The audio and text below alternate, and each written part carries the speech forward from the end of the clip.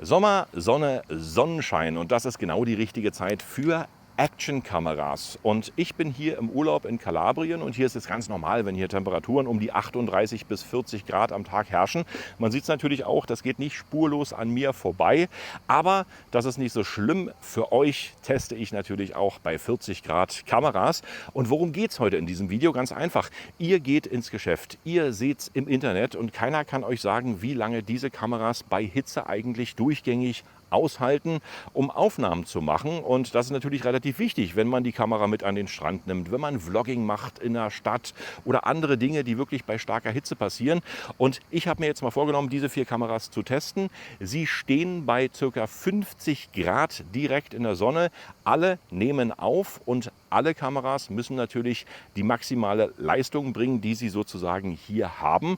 Und welche Kamera wirklich am besten ist, welche am längsten durchhält und welche wirklich dein Geld wert ist im Sommer, das erfährst du jetzt in diesem Video. Ich wünsche dir ganz viel Spaß beim Anschauen.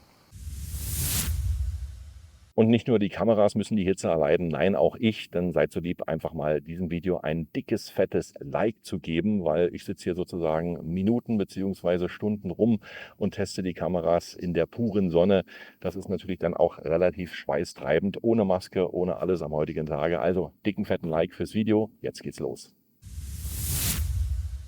Kandidat Nummer 1 ist die Insta360X3. Das ist gleichzeitig auch eine 3D-Kamera mit 5,7K auf beiden Linsen, nicht gleichzeitig, sondern dann zusammen.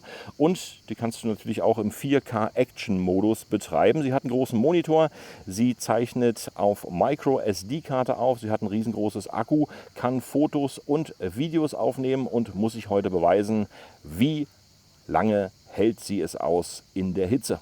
Kandidat Nummer 2 ist die Insta360 Go 3 und das ist auch die aktuellste Actionkamera, die es momentan auf dem Markt so gibt. Und hier hast du folgende Möglichkeiten: Du kannst die direkt aus dem Gehäuse rausnehmen, kannst die irgendwo magnetisch anklippen und natürlich auch wieder ins Gehäuse reinmachen. Wenn du dich dann filmst, hast du hier auch die Möglichkeit, den Monitor hochzuklappen, so dass du alles siehst, was du direkt filmst, oder du klappst ihn runter und nimmst die Kamera direkt von hinten.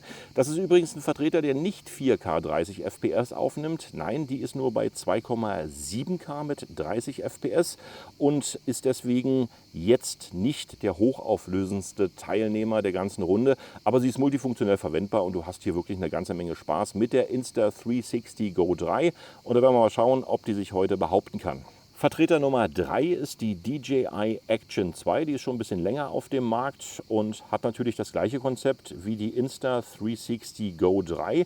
Die lässt sich hier auch auseinandernehmen, also quasi zweiteilen, und hier hast du das Akkuteil, hier hast du dann wie gesagt das Aufnahmeteil. Machst du dann wieder zusammen und hast den doppelten Akku, kannst das natürlich aber auch getrennt voneinander hier bedienen. Micro-SD-Karte ist vorhanden und die hat natürlich eine Besonderheit, denn diese Kamera nimmt 4K 120 FPS auf. Das ist natürlich eine Riesenleistung für dieses kleine Gehäuse. Gleichzeitig macht sie natürlich 4K 30 FPS und 4K 60 FPS und Fotos sowie Timelapse und verschiedene Videoaufnahmen. Und wir schauen mal, wie sich der Vertreter hier heute schlägt. Und last but not least im Rennen die GoPro Hero 9. Und ihr werdet euch jetzt fragen, warum die GoPro Hero 9? Ganz einfach, weil das immer noch der meistverkaufteste Artikel bei GoPro ist. Also die 10 und die 11, die verkaufen sich schon ganz gut, aber die 9er ist immer noch vom Preis-Leistungs-Verhältnis der beste Artikel, den du bei GoPro kaufen kannst. Und warum ist das so? Weil sie einfach mal fast genau das Gleiche bietet, was die anderen Actioncams auch haben. Aber sie hat halt noch nicht diese Macke mit Überhitzung, weil die GoPro Hero 11 und die GoPro Hero 10, die überhitzen relativ schnell. Hier hast du ein sauberes Preis-Leistungs-Verhältnis, hast die gleiche Kamera. Das Einzige, was sie nicht macht gegenüber den neuen, ist 4K 120 FPS und gleichzeitig hat sie natürlich auch noch nicht den Open-Gate-Sensor mit drin.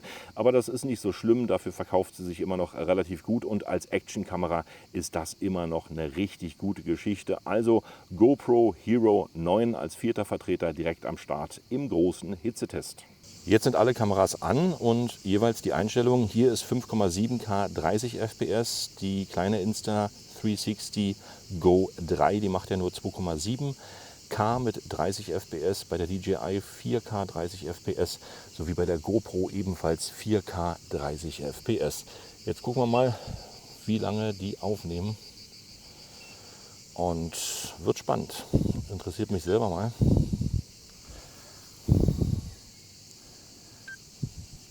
So, kleiner Hitzetest nach ungefähr 3 Minuten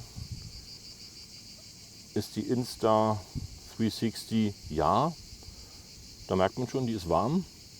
Jetzt schauen wir mal bei der Go 3.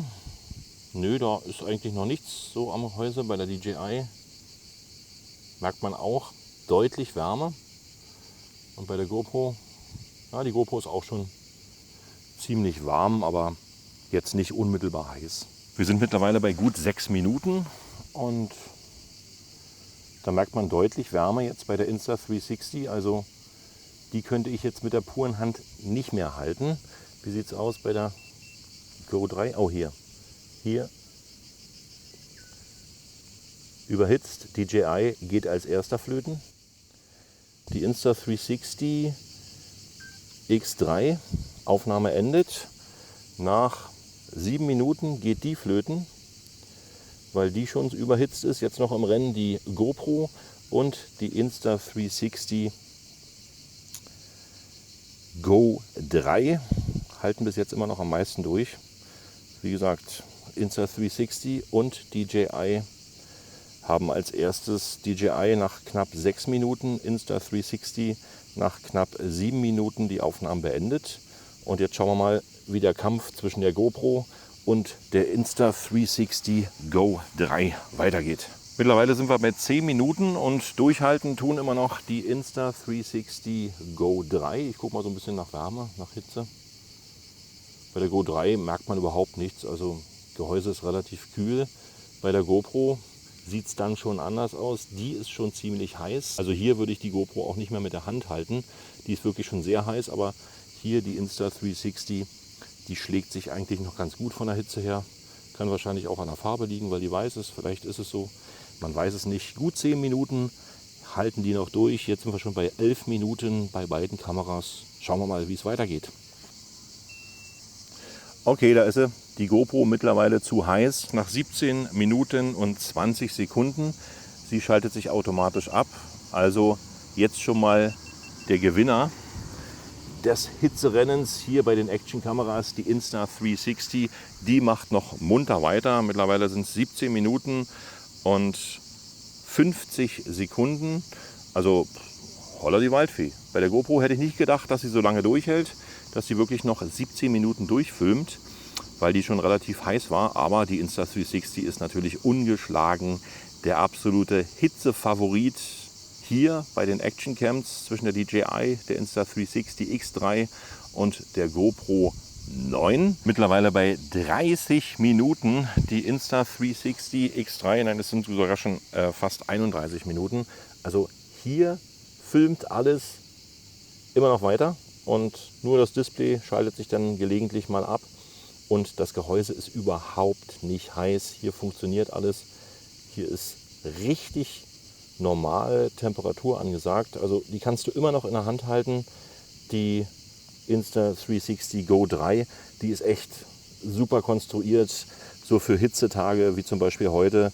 Sie hält durch mittlerweile 31 Minuten im Dauerfilm, währenddessen natürlich alle hier komplett schon aus sind und das Zeitliche gesegnet haben in Sachen Hitzetest. Und die Insta360 ist natürlich top vom Wärmekonzept her. Man muss natürlich dazu sagen, klar, sie hat natürlich auch keine 4K 30 FPS oder 4K 60 FPS, sondern geht nur bis 2,7K 30 FPS. Und das rettet sie natürlich bei Hitze. Da wird nicht so viel produziert im Gehäuse. Das ist immer noch eine ganz gute Auflösung, da wo sozusagen noch nicht so viel Hitze produziert wird. Ich bin fasziniert von der Insta360 Go 3. Die filmt und filmt und filmt. Mittlerweile 31 Minuten und 40 Sekunden im Dauerfilm. Und jetzt kommen wir schon zum Fazit hier in meinem Test. Ihr habt es gesehen, die Insta360 Go 3, der absolute Gewinner mit 45 Minuten Aufnahmedauer. Dann habe ich sie ausgemacht, weil mein iPhone auch schlapp gemacht hat. Das hat nämlich dann auch die Aufnahme beendet und dann war Schluss mit lustig. Also wie gesagt, definitiv 45 Minuten und noch länger könnt ihr bei starker Hitze mit der Insta360 Go 3 filmen. Das ist eine Riesenleistung, dafür gibt es eine fette Kaufempfehlung. Also wer viel am Strand im Sommer unterwegs ist und gleichzeitig natürlich dann direkt in der Stadt Vlogging machen möchte, diese Kamera ist einfach einmalig bei Hitze. Warum? Weil sie das beste Gehäusekonzept hat und natürlich auch nicht die höchste Auflösung. Denn das ist natürlich klar, dass hier bei 4K 120 FPS Mega-Auflösung das Ganze heiß wird, wie bei der DJI Action 2 oder bei der Insta360 X3 hätte ich mir echt mehr erwartet als unter 10 Minuten Aufnahmedauer bei starker Hitze. Das muss irgendwo noch ein bisschen besser gehen.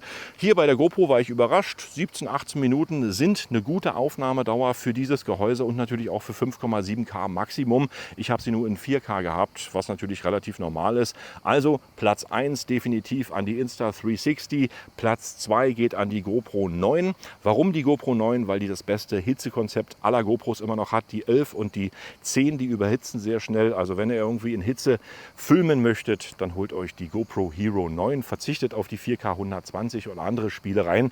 Die braucht ihr meistens eh nicht, aber das ist mittlerweile immer noch das beste Preis-Leistungs-Verhältnis und das beste Konzept von GoPro hier bei der 9. Absoluter Verlierer die Insta360 X3 mit unter 10 Minuten und Mega-Verlierer dann die DJI Action 2 mit knapp 7 bis 8 Minuten. Natürlich für den Sommer überhaupt nicht zu nutzen und das ist natürlich schade, aber hier die Insta360 Go 3, der absolute Gewinner. Und das war es dann schon mit diesem Video. Ich danke fürs Anschauen, wünsche euch viel Spaß. Wenn ihr einen Favoriten habt, der hier für euch der absolute Kamerafavorit ist, der schreibt sie hier direkt in meine Videokommentare. Ich bedanke mich bei euch fürs Anschauen.